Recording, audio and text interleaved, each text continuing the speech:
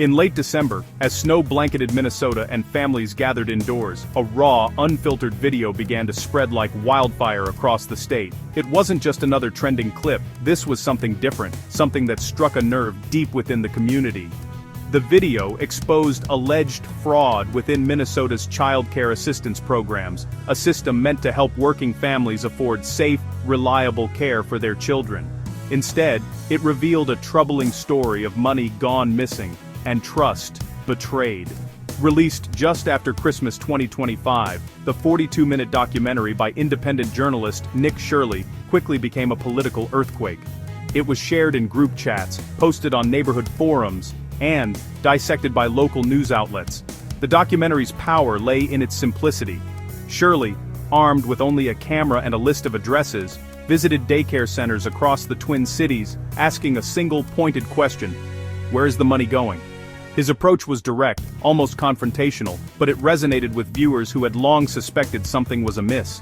Millions watched in disbelief as Shirley uncovered empty or suspicious facilities, places that, on paper, were receiving millions in state funding yet appeared deserted or even abandoned. The images were stark: locked doors, darkened windows, playgrounds with no children in sight. The footage didn't just stay local. Within days, it was picked up by national news outlets, sparking outrage far beyond Minnesota's borders. Social media erupted with anger, disbelief, and calls for accountability, as hashtags related to the scandal trended nationwide. The allegations went far beyond simple mismanagement. Shirley's reporting suggested a deliberate, organized scheme to defraud taxpayers. Money meant for children and families, siphoned away through a web of fake paperwork and shell organizations. As the video's view count soared into the millions, it forced a long-ignored conversation into the open. Suddenly, everyone was talking about childcare fraud, at work, in coffee shops, and especially online, where the video's viral spread became a phenomenon in itself. For many Minnesotans, the images were a shocking betrayal of the state's reputation for good governance and community trust. People who had always believed in the integrity of their institutions now found themselves questioning everything. The timing of the video's release, during the quiet lull of the holiday season, only amplified its impact. With families gathered around dinner tables, the scandal became a topic of heated conversation, uniting people in outrage and disbelief.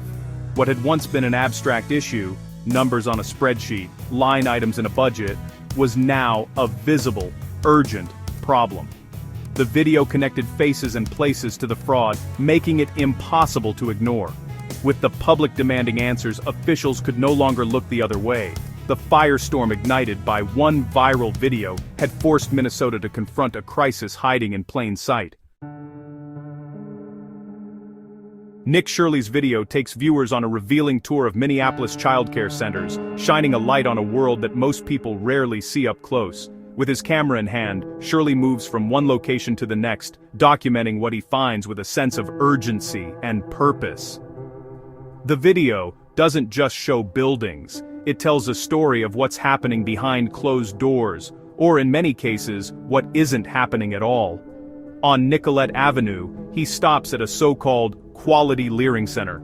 The misspelled sign is hard to miss. This center is supposed to serve 99 children and is slated to receive a staggering $4 million in state funds. The numbers are eye-popping, and the expectations are high. But what Shirley finds on the ground tells a very different story.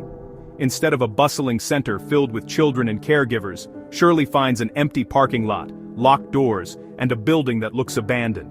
There are no children playing outside, no parents dropping off or picking up, and not a single staff member in sight. The silence is striking, and it raises immediate questions about where the money is going. This isn't an isolated case. As Shirley visits more centers, he sees the same pattern repeated: minimal staff, no visible activity, and facilities that seem to exist only on paper.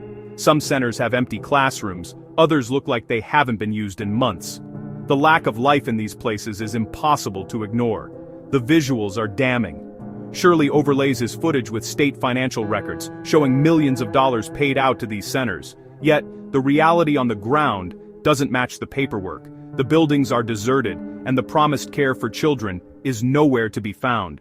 For viewers, the conclusion is inescapable: something is deeply wrong. The disconnect between the official records and the empty centers is shocking, and it's clear that this isn't just a bureaucratic oversight. It's a scandal unfolding in plain sight.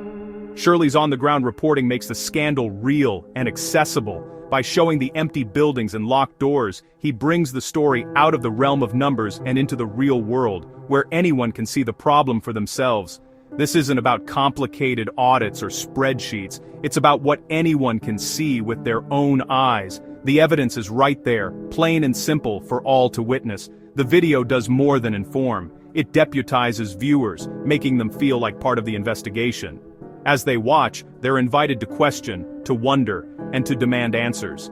It raises a chilling question. If this is what one journalist found in just a handful of centers, what else is out there?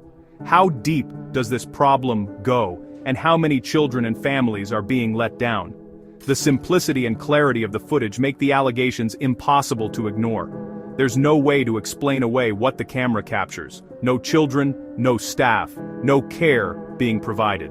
The story is no longer abstract or distant, it's personal. For parents, taxpayers, and anyone who cares about children, the video is a wake-up call that demands action and accountability. The daycare fraud is just one part of a much larger pattern of alleged social services fraud in Minnesota. What began as a few isolated reports has now grown into a sprawling investigation, revealing a web of schemes that reach far beyond a single program or agency. The scope of these allegations has left many Minnesotans questioning the integrity of the very systems designed to support their communities. Reports estimate losses from various schemes at over $1 billion, shaking public confidence in state programs.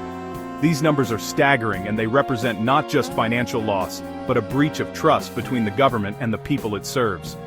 For many, the sheer scale of the fraud is difficult to comprehend, raising urgent questions about oversight and accountability. The Feeding Our Future scandal alone involved $250 million in federal child nutrition funds. This case exposed how vulnerable even the most essential programs can be to exploitation, with funds meant to feed children instead diverted through elaborate fraud.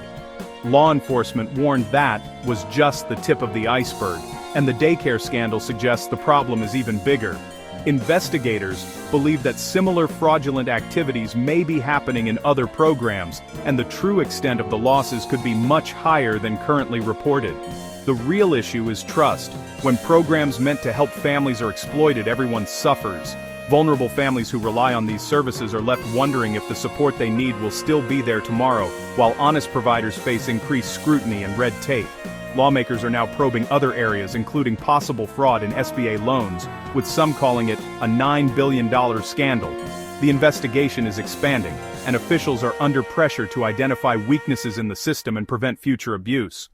The viral video has forced a sweeping examination of how Minnesota manages billions in aid. Public outrage has fueled demands for reform, and the spotlight is now on state agencies to restore faith in their programs. The question now: are these vulnerabilities isolated or systemic? As investigations continue, Minnesotans are left waiting for answers, hoping that real change will follow, and that the systems meant to protect the most vulnerable will be strengthened for the future. Governor Tim Walz's office quickly went on the defensive. His spokesperson insists Walz has fought fraud for years, seeking more authority from the legislature. The administration frames the scandal as evidence of complex criminal activity, not government inaction. But the public sees viral images of apparent fraud, testing the governor's credibility. Walz must now prove his administration is both competent and committed to fixing the problem. The challenge: reassure Minnesotans that their government can protect taxpayer money.